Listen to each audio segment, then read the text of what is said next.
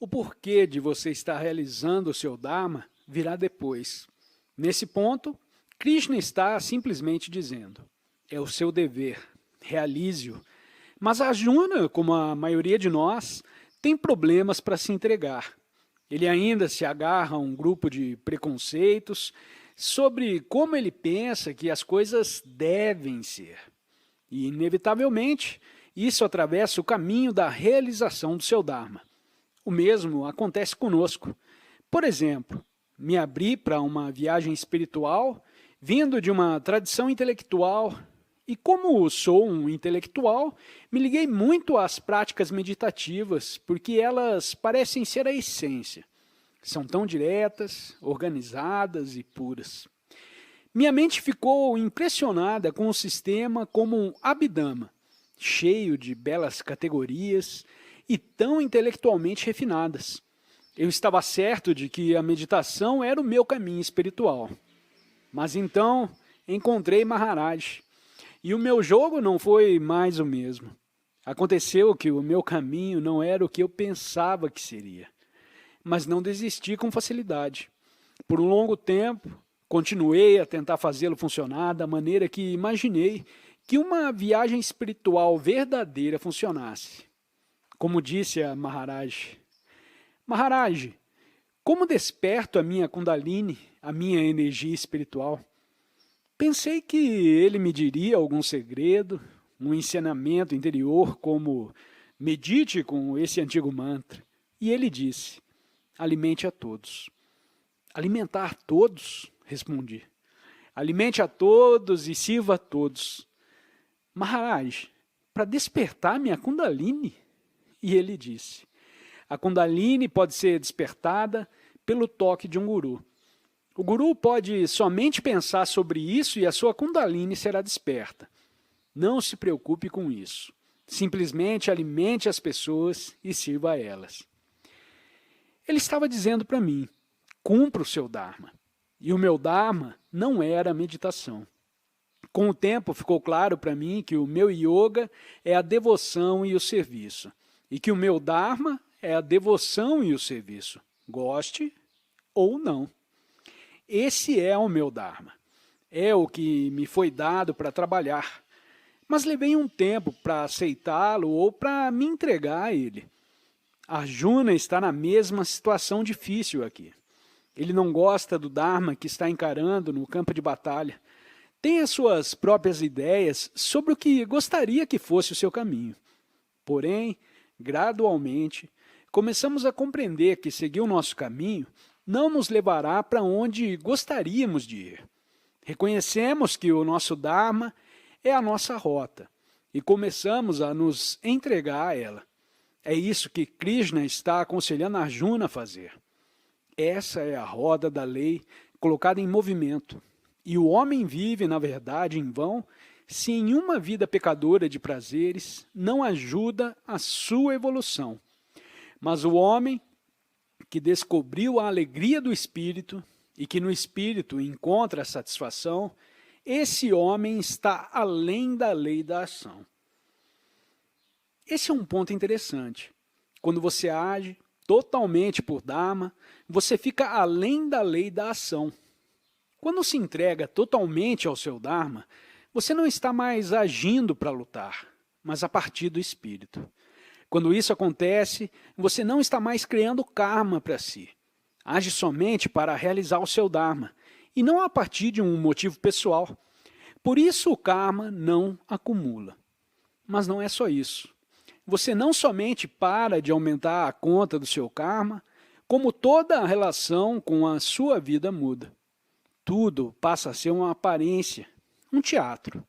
Plotino disse: assassinos, a morte em todas as suas formas, a captura e a pilhagem de cidades, tudo deve ser considerado como um palco. Tantas mudanças de cenário, o horror e o clamor de uma peça. Pois aqui também, em todo esse destino mutável da vida, não é o homem verdadeiro, a alma interior que se angustia e lamenta, mas meramente um fantasma do homem. O homem exterior encenando a sua parte nos palcos do mundo. Em Viagem ao Oriente, de Hermann Hesse, Léo diz: naturalmente podemos fazer todo tipo de coisa com a vida. Fazer dela uma obrigação, ou um campo de batalha, ou uma prisão. Mas isso não a deixa mais bonita. A vida, como ela é, quando bela e feliz, é um jogo. Um jogo? Isso não muda a complexidade das coisas? Tudo fica menos carregado. Quando você está desempenhando o seu Dharma, brota uma equanimidade em tudo o que você faz. Mr. Eckhart escreveu: temos que assumir tudo que Deus coloca sobre nós de modo imparcial, sem comparar ou se perguntar o que é mais importante, ou mais elevado, ou melhor. Devemos simplesmente seguir para onde Deus conduz. Quando começamos a apreciar cada vez mais a singularidade de todo esse projeto, surge uma sabedoria que reconhece que nenhuma parte é melhor e nenhuma parte é pior do que a outra. Cada uma é somente diferente da outra. A peça se desenrola tranquila quando cada pessoa faz a sua parte de modo perfeito. Sem cobiça, querendo fazer o papel de outra pessoa, simplesmente feliz por realizar o seu próprio Dharma.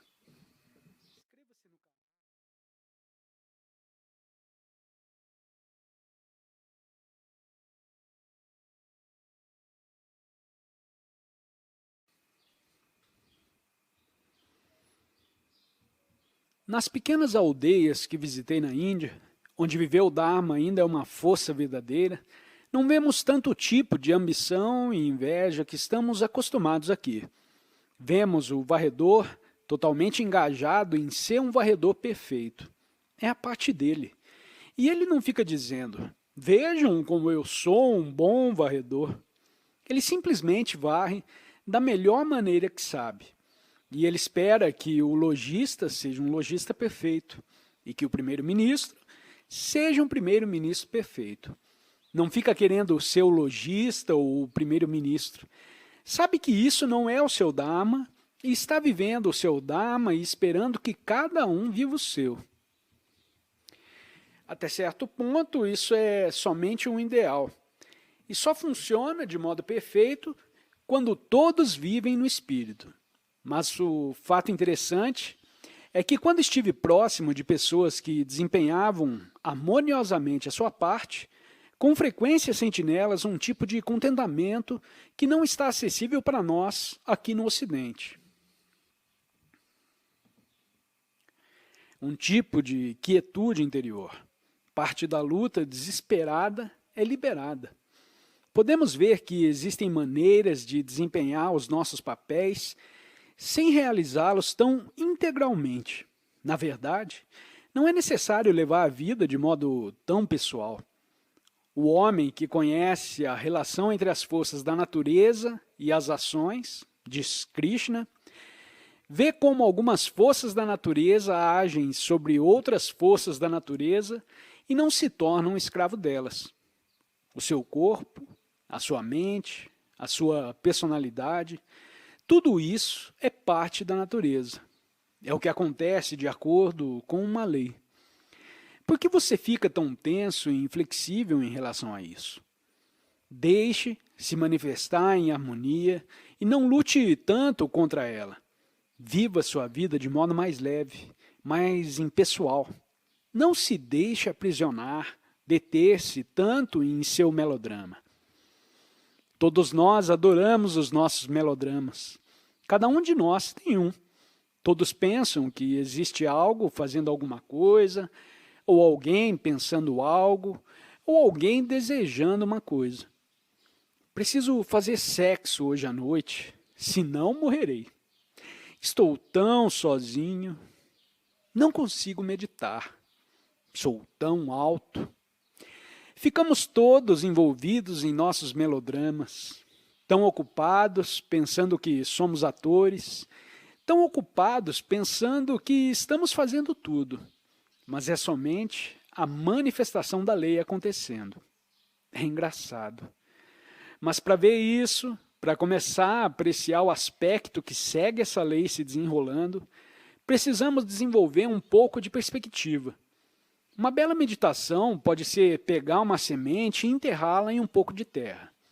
Coloque-a na janela da cozinha e observe-a crescer e se transformar em uma planta. Depois, em uma flor. Simplesmente observe-a todos os dias. Utilize isso como seu exercício diário de meditação. Veja como todo o processo se desenrola. Depois desvie o foco de sua atenção. Estude a si mesmo da mesma maneira como observou o crescimento da semente. Observe a sua própria vida, as suas ações com o mesmo sentido exterior e de curiosidade até que possa ver as leis da natureza trabalhando em você. Poderá verificar o que desperta a raiva, o amor, o que conduz ao desejo. Simplesmente observe tudo. Não argumente, não julgue. Simplesmente observe. E quando começar a desenvolver essa perspectiva, verá que os seus atos ficarão gradualmente menos movidos pelo apego e cada vez mais ligados ao fluxo inexorável e simples das coisas.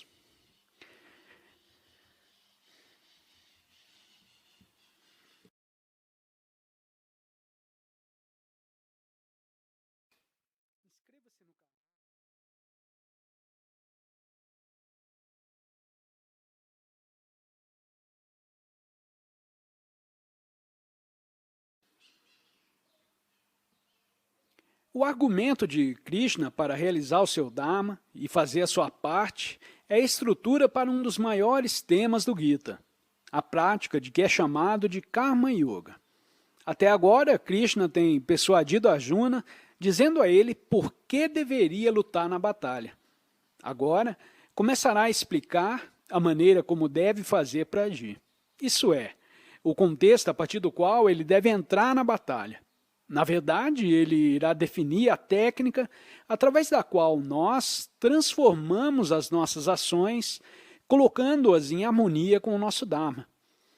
Temos aqui alguns slokas para refrescar nossa memória. Porém, grande é o homem que, livre dos apegos e com a mente regendo seus poderes em harmonia, trabalha no caminho do Karma Yoga. Liberto dos elos do apego, realize o seu trabalho a ser feito, pois o homem cujo trabalho é puro, há nunca na recompensa.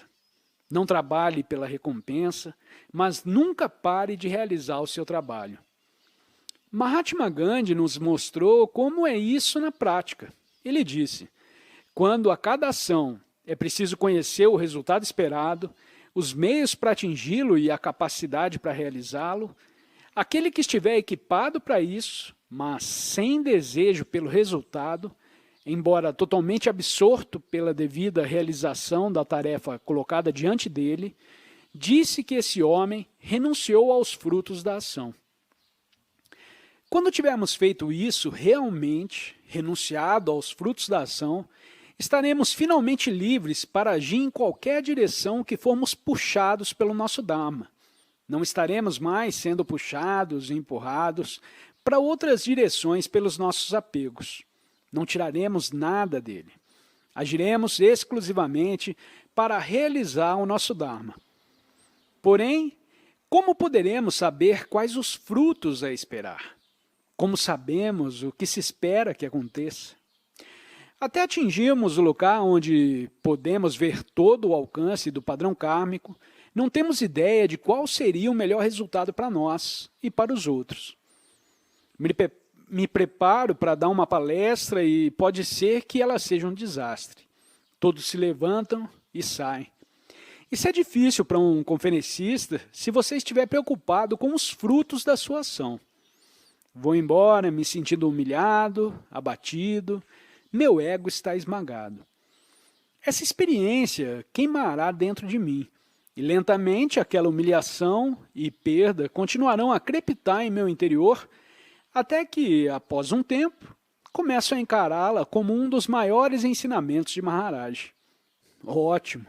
As pessoas naquela plateia estavam me mostrando como eu estava ligado ao meu próprio modelo do que seria um bom desempenho. Se eu for realmente desprezível, talvez esta seja a melhor coisa que eu poderia fazer por vocês. Talvez eu esteja lhes atirando de volta para si mesmos, para que captem os ensinamentos. Como eu sei disso? Devido às próprias necessidades do meu ego, não consigo me afastar o suficiente para ver o que criaria o melhor resultado dos meus próprios atos. Então, o que fazer? Dou o melhor de mim, mas abro mão dos frutos da ação.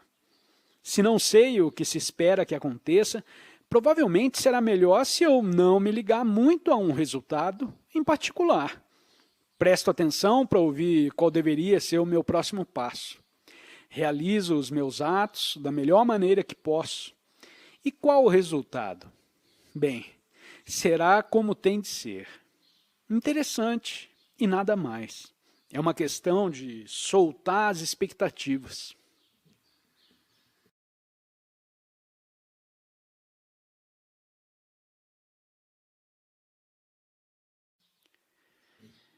Em meados da década de 1970, um grupo de amigos e eu decidimos nos reunir uma tarde no Winterland Ballroom, em São Francisco. O Winterland era um empório enorme de rock. Acomodava 6.000 pessoas no circo montado ali. Então, Bhagavan Das, Graça Surpreendente e eu decidimos que faríamos o nosso Winterland. Teríamos música, um show leve que iria das 2 horas da tarde até as 8 da manhã seguinte. Seria necessário $4.500, muito dinheiro na época, para realizar toda a operação. Alugar o local, montar um sistema de som, propaganda. Mas tínhamos grandes expectativas e grandes planos para todos os lucros que conseguiríamos. Chegou o dia e fizemos a nossa parte. Infelizmente, para todas as nossas expectativas, houve uma greve de ônibus programada para o dia do show. O transporte público ficou difícil e as pessoas não conseguiram chegar ao Winterland. Na manhã seguinte, quando fizemos as contas, concluímos que somente cerca de 2.000 pessoas compareceram. E não somente não tivemos nenhum lucro, como perdemos cerca de $1.100. Todas as nossas fantasias fascinantes de voos vermelhos e viagens ao México, todas as coisas que poderíamos fazer com o dinheiro que ganharíamos com aquela incrível exibição, tudo escoaram num piscar de olhos. Ficamos ali sentados por um tempo, em estado de choque. Então eu disse para os outros: vocês se sentem péssimos por causa disso? Pensamos sobre o caso e nenhum de nós conseguiu encontrar em si nada que fosse ruim em relação àquela experiência. Era bizarro. Apesar do fato de todas as nossas expectativas não terem se confirmado, bem, aconteceu daquele jeito. Não conseguimos aquilo que esperávamos. Pelo contrário, tínhamos um débito de $1.100. Essa era a nossa situação atual. Naturalmente, isso foi depois de todos termos terminado de culpar uns aos outros. Tínhamos tido bons momentos, 2.000 pessoas haviam aproveitado, e o resultado, bem, não foi o esperado. Essas experiências não têm preço. São oportunidades ricas para aprender a como não se apegar. Você monta um jogo e depois joga, de modo puro, amoroso, compassivo, com um envolvimento total, mas sem apego, como o puro Karma Yoga. Então, o resultado é o resultado, e isso se torna a condição seguinte para a próxima rodada, no próximo momento mental. Começamos a vislumbrar os contornos da maneira como um caminho de Karma Yoga pode funcionar e como devemos trazê-lo para dentro das nossas vidas. Vemos a possibilidade de poder transformar tudo aquilo que fazemos todos os dias em um caminho para Deus. Krishna deu a Arjuna, deu para nós, 2 instruções até agora, de como se comportar para agir. Primeiro ele disse: prestamos atenção para ouvir o que é o nosso Dharma e tentamos ficar em harmonia com isso em nossas ações. Em seguida, realizamos cada ato do modo mais puro que conseguimos, sem pensar sobre qualquer recompensa. Mas existe uma instrução-chave nessa prática do Karma Yoga, e é aquela que lança o jogo para um outro nível. Não somente você realiza o seu Dharma e age sem pensar nos frutos. Além de tudo isso, você age sem pensar em si mesmo, como se não um ator. A ação está acontecendo através de você, mas você não a realiza. Sai da frente do caminho. Isso coloca sobre uma perspectiva totalmente nova em relação aos seus atos. Krishna diz a Arjuna: todas as ações ocorrem no tempo, pelo entrelaçamento das forças da natureza, os gunas, mas o homem perdido na ilusão egoísta acha que ele é quem é o ator. Krishna está dizendo: veja, você não está fazendo nada. É uma ilusão imaginar que está. Você não é o ator.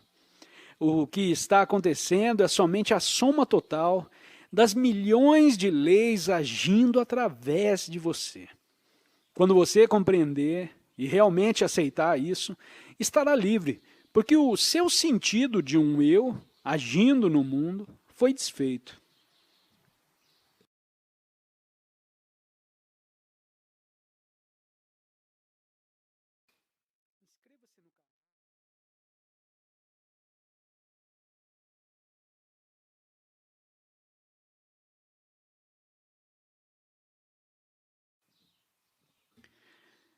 Portanto, o Karma Yogi é a pessoa que utiliza a sua vida para ir a Deus, prestando atenção aos atos dármicos, sem apegos ao resultado, sabendo sempre que não é o ator em nenhum momento. Essa é a fórmula para mudarmos a nossa vida e torná-la a nossa prática espiritual. O guerreiro nos livros de Carlos Castaneda nos fornece um outro modelo de Karma Yogi perfeito. Tudo que Dom Juan diz sobre o guerreiro se refere também ao Karma Yogi. Um guerreiro é um caçador, ele calcula tudo. Isso é o controle. Mas quando termina os seus cálculos, ele age e solta, e sobrevive no melhor de todos os padrões possíveis.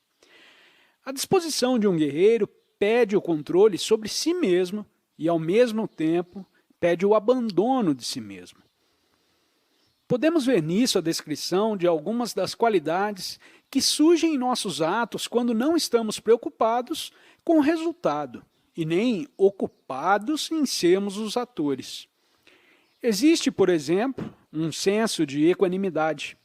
Castaneda fala sobre ele como um sentido de controle, embora com autoentrega.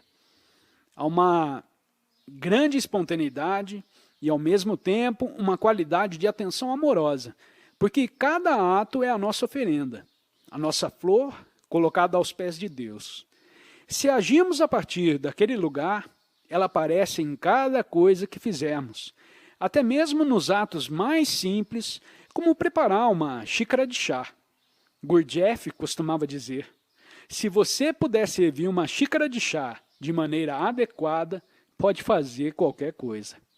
Isto é, se você for capaz de realizar qualquer ato livre de apegos e sem estar ocupado em ser o ator, estar naquele lugar moldará todos os atos que realizar. O livro do Tao diz: ao liberar, tudo é realizado. O mundo é ganho por aqueles que o liberam. Mas quando você tenta e tenta, o mundo fica além da vitória. Se você fizer uma xícara de chá da maneira correta, não poderá ficar ocupado tentando fazer o certo, a xícara de chá. Porque enquanto estiver ocupado tentando, você não estará presente no ato de fazer o chá. Não poderá fazer ambos ao mesmo tempo. A maneira certa de fazer uma xícara de chá é começar a reunir tudo o que precisa para fazer o chá, incluindo o conhecimento de como fazê-lo. E então, você faz o chá. Enquanto estiver fazendo a bebida, está somente fazendo o chá e nada além disso. Não estará se preocupando sobre como o chá ficará e nem se perguntando se você é perito para fazer o chá corretamente. E muito menos pensando se deveria servi-lo com mel. Você está simplesmente ali fazendo o chá. Agora está lavando a chaleira, agora está enchendo, agora está colocando sobre o fogão. Estando presente em cada etapa e agindo em total harmonia a cada momento. Quanto mais puramente fluímos em nossas circunstâncias kármicas, mais os nossos atos estarão simplesmente acontecendo. Não há luta, não há ansiedade, porque não nos preocupamos com qual será o resultado. Não há autoconsciência, porque não há um ator envolvido. Aquele que vê a inação presente na ação e a ação presente na inação é verdadeiramente sábio. Mesmo quando está engajado na ação, ele permanece equilibrado na tranquilidade do Atma. Mas não podemos fingir. Isso é somente mais apego. Não podemos pretender que estamos ali fazendo chá quando na verdade não estamos. Quando realmente estamos perdidos em um pensamento de como estamos fazendo chá. Temos que começar de onde estamos nesse momento. Então, aqui estamos nós. Continuamos agarrados a todos os nossos desejos. A maioria das coisas que fazemos porque desejamos algo que resulte dela. E não podemos pretender ser aquilo que não somos. O que fazemos? De que modo trabalhamos com os nossos atos, como yoga, quando sabemos o quanto ainda estamos aprisionados? E o mais importante, como poderemos ter certeza do que deveremos fazer? E a resposta é não sabemos. A verdade é que enquanto você não se desapegar inteiramente do seu ego, cada ato que realizar terá o seu ego presente nele. Não existe como não estar. Até o final, haverá motivos misturados, modos sutis de envolver várias e várias vezes. Esse é o lado divertido dessa batalha. Já que disse anteriormente que a duração do progresso no caminho espiritual é de cerca de um corpo de comprimento. Damos um passo e caímos estatelados no chão porque foi uma outra viagem impura. Então nos levantamos e damos um próximo passo. E novamente caímos no chão. Esse parece ser o ritmo em que prosseguimos.